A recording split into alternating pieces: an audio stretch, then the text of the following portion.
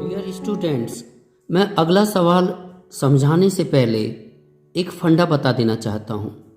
और वो फंडा है, अगर किसी समांतर श्रेणी का पहला पद स्मॉल ए हो और सार्वंतर स्मॉल डी ज्ञात हो, स्मॉल ए प्रथम पद सार्वंतर डी ज्ञात हो, तो हम समांतर श्रेणी प्राप्त कर सकते हैं। वो कैसे? माना कि हमने एक यहाँ पर श्रेणी अपनी तरफ से लिख ली है, 2, 5, 8, 11, 14 सो ऑन। आप देख रहे हैं अगले पद में से पिछला पद घटाएंगे, 5 में से 2 गया तो 3 का अंतर आया। 5 और 8 में 8 में से 5 घटाएंगे तो 3 का अंतर आया। आप अगले पद 11 में से 8 घटाएंगे तो 3 का अंतर आया।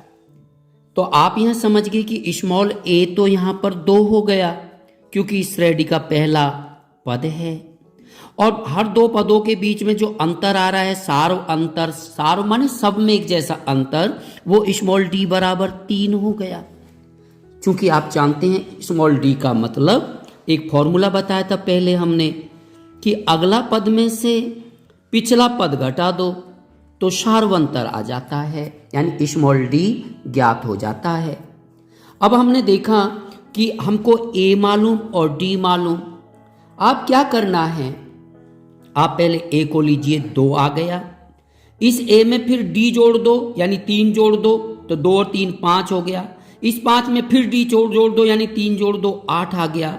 इस 8 में फिर डी जोड़ दो 3, यानी 11 आ गया। इस 11 में फिर 3 जोड़ दो तो 14 आ गया। इस तरीके से हमको वो श्रेणी प्राप्त हो गई, 2, 5, 8, 11, 14।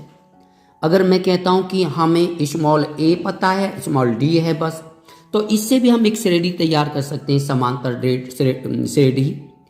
पहले हम पहला पद स्मॉल ए लिखें, फिर स्मॉल ए में हम डी जोड़ दें, इस ए प्लस डी हो जाएगी। फिर हम ए प्लस डी में फिर एक डी और जोड़ दो तो ए प्लस 2डी हो जाएगी। और फिर हम ए में और एक ए प्लस 2डी में एक डी और जोड़ दें तो 3D हो जाएगी। इसी तरीका से ए प्लस 3D में हम एक डी और जोड़ दें तो 4D हो जाएगी। ये समांतर श्रेणी बनने का तरीका आ गया। यानी प्रथम पद में आप डी जोड़े जाओ, फिर अगले में डी जोड़ दो तो आपको समांतर श्रेणी प्राप्त हो जाती है। इसी फंडा के आधार पर हम इस सवाल को हल करेंगे। समांतर श्रेणी -11, -8, -5 का पहला धनात्मक पद ज्ञात करिए। तो हम देखते हैं कि यहां पर स्मॉल ए -11 हो गया, पहला पद है। डी ज्ञात करने के लिए क्या करेंगे, हम अगले पद यानी -8 में से माइनस कर दीजिए इससे पहला पद यानी -11। देखो यहां सावधानी रखना, जब आप -8 में से -11 घटा रहे हैं तो क्योंकि 11 में माइनस लगा हुआ है इसलिए कोष्टक में रखना पड़ा। या डी आप ऐसे भी ज्ञात कर सकते हैं, अगले पद 5 में से पिछला पद 8 घटा दीजिए तो अगला पद -5 माइनस कोष्टक में रखिए इस 8 को, -8 हो गया। दोनों को हल कर लीजिए, एक ही उत्तर आएगा। -8 माइनस माइनस की गुणा +11 हो गया। यहां पर डी आ गया -8 और +11 प्लस का 3D आ गया। यहां भी इसी प्रकार से कर सकते हो।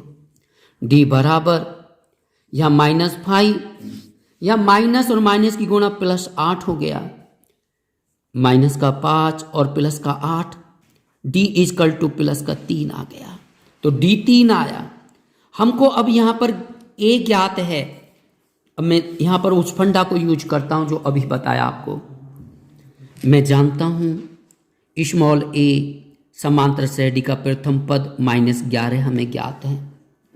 मैं जानता हूं स्मॉल डी, इस समांतर श्रेणी का स्मॉल डी मुझे 3 ज्ञात है। अब मैं लिखना शुरू करता हूं। अब मैं श्रेणी बना रहा हूं, पहले लिख रहा हूं -11, फिर -11 में हम +3 जोड़ते हैं तो -11 और प्लस के 3 तो -8 है ना, वो यारी ना ऊपर वाली यहां पर।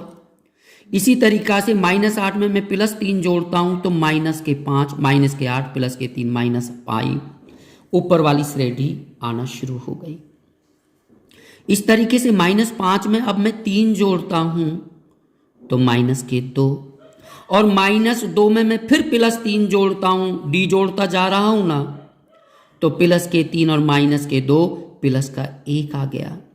प्लस 1 में फिर मैं 3 जोड़ता हूं तो प्लस का 4 आ गया। मैं फिर 3 जोड़ता हूं तो प्लस का 7 आ गया। ये हमारी समांतर श्रेणी प्राप्त हो गई। अब स्टूडेंट्स मैं यहाँ ये बताना चाहता हूँ, ये -11 का था क्या था, T1 पहला पद, -8 क्या था, T2 इस श्रेणी का दूसरा पद, -5 क्या था, T3 इस श्रेणी का तीसरा पद, -2 क्या था, T4 इस श्रेणी का चौथा पद, +1 क्या था, T5 पांचवा पद, ये 4 6 +4 क्या था, T6 छठा पद, +7 क्या था, T7 सातवां पद, सो ऑन। सवाल वाला ये पूछता है यहां पर पहला धनात्मक पद बताओ।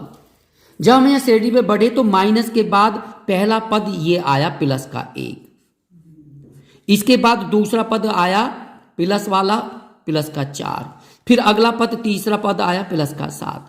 तो माइनस के बाद जो पहला पद आया है, जो पहला पद आया है प्लस का, वो है पांचवा पद। और वो पांचवा पद क्या है, वो पांचवा पद है +1। ये पहला पद है माइनस के बाद जो प्लस आया है।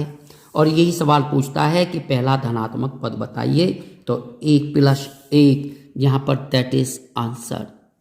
धन्यवाद।